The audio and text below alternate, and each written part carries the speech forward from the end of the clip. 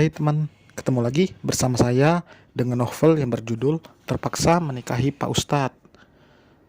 Saya ucapkan terima kasih, syukron jazakumullah khair kepada semua teman-teman yang telah membantu channel ini semakin berkembang. Saya ucapkan terima kasih yang telah ikut like, ikut memberikan saran komentar, ikut memberikan subscribe. Saya ucapkan terima kasih, alhamdulillahirabbil alamin. Saya harap juga kepada teman-teman yang lain untuk bisa membantu channel ini dengan cara like, komen, serta subscribe supaya tidak ketinggalan update cerita dari channel ini. Terima kasih. Langsung saja kita lanjutkan. Bab 41. Tempat wisatanya bagus. Kapan-kapan ke sana ya. Mata Alika berbinar melihat tempat wisata asri di daerah timur. Ia belum pernah sampai ke sana saat berlibur bersama teman-temannya. Insya Allah, kamu belum pernah ke sana? Masya Allah, tempatnya bagus banget emang, sahut Syafiq. Belum. Emang Mas pernah ke sana? Belum. Hehehe. Jawabnya sambil cengengesan. Ih, aku kira bilang gitu karena udah pernah lihat langsung. Cibir Alika. Syafiq menggelengkan kepala. Ia bukan orang yang suka jalan-jalan ke sana kemari. Syafiq lebih banyak menghabiskan waktu luangnya untuk mengisi kajian atau melakukan kegiatan positif bersama para santri di pondok. Mungkin bagi Alika, apa yang dilakukan Syafiq terdengar monoton dan membosankan. Tapi Syafiq menikmatinya. Latar mereka yang berbeda tentu membuat satu sama lain harus saling mengerti. Apalagi di situasi ini, Alika yang selalu ingin dimengerti, tapi ia terkadang lupa jika Syafiq juga butuh itu. Sebagai pasangan, memang harus saling mengerti, bukan hanya ingin dimengerti saja. Bagus jika lelakinya pengertian seperti Syafiq. Jika tidak, hubungan sudah jelas, tidak akan awet, dan pasti akan sering ada percekcokan di dalamnya. Setelah cemilan ini habis, nanti coba buat kurang ya.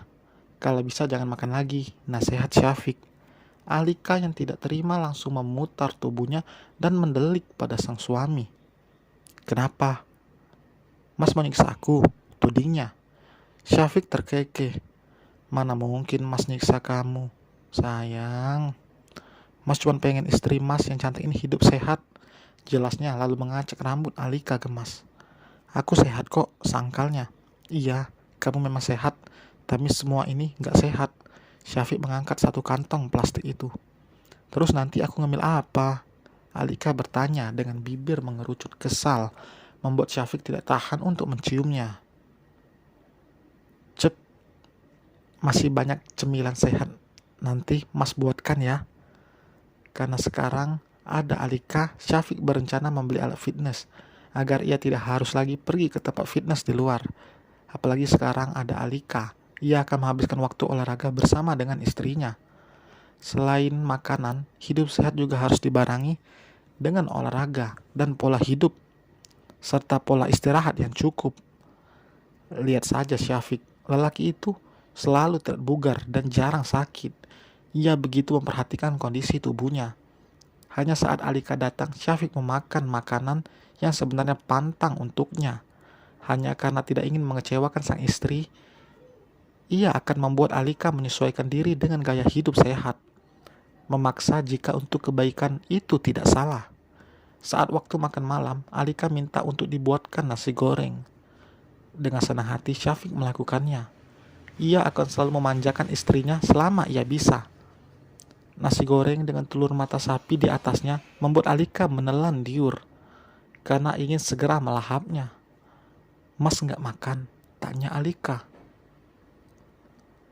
Makan?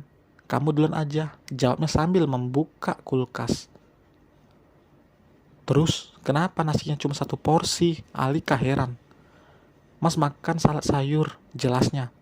Syafiq mengeluarkan beberapa sayuran dan buah seperti selada, mentimun, wortel, tomat, buah blueberry, dan bawang bombay.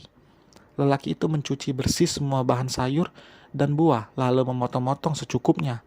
Alika dibuat melongok dengan cara Syafiq melakukan semua itu. Seperti seorang yang sudah ahli.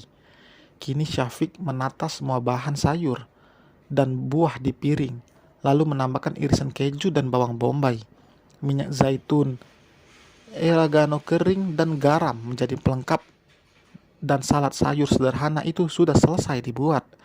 Syafiq mengambil posisi duduk di hadapan Alika yang masih belum menyentuh makanannya.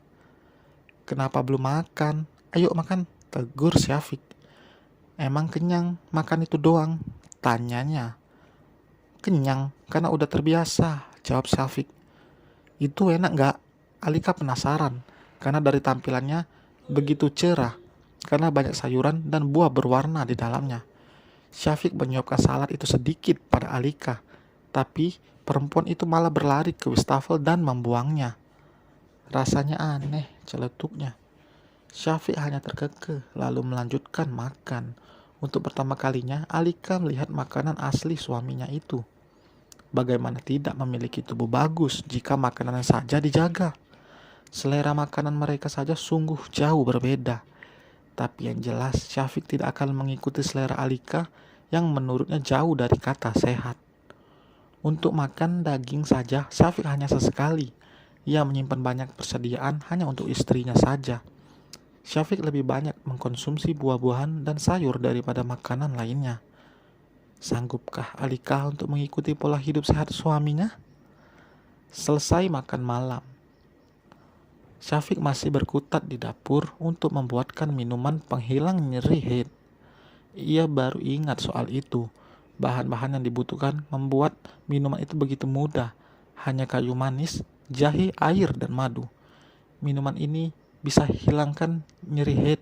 Syafiq memberikan cangkir itu pada sang istri. "Enak nggak?" tanya Alika. "Coba aja sendiri." Alika menjulurkan lidahnya saat air itu terasa di indera perasa perempuan itu. "Nggak enak," rengeknya. "Habisin, biar kamu bisa tidur nyenyak tanpa harus ubah posisi tidur terus menerus kayak tadi malam. Mas nggak tega lihat kamu sakitan." "Emang bener ada khasiatnya," selidik Alika. "Insya Allah, nggak cuman menghilangkan nyeri head. Minuman ini juga bisa mengatasi masalah endometriosis dan gangguan rahim lainnya. Dengan meminum minuman ini sebelum tidur atau saat nyeri datang, nyeri head akan segera hilang tanpa bekas," jelas Syafiq. Alika dibuat heran karena Syafiq begitu tahu banyak soal minuman yang bisa menghilangkan rasa nyeri saat head. Ia menatap curiga pada suaminya itu. Begitulah perempuan, selalu mencurigai hal-hal kecil, apapun yang sebenarnya itu lumrah. Tapi mungkin bagi Alika tidak. Ya, karena pemikiran orang itu tentu berbeda. "Mas pernah minum ini?" Alika menatap Syafiq. "Pernah. Itu bagus juga buat stamina laki-laki. Tapi kok bisa tahu kalau ini juga bisa diminum perempuan kalau nyari head? Ibuku aja nggak tahu soal ini." "Karena Mas udah biasa bikin itu, Bu." "Buat siapa?" Alika memotong ucapan Syafiq dengan mata membulat sempurna dan bersambung. Selesai teman untuk episode kali ini. Terima kasih yang telah mendengarkan. Selamat berjumpa kembali di bab berikutnya. Bye.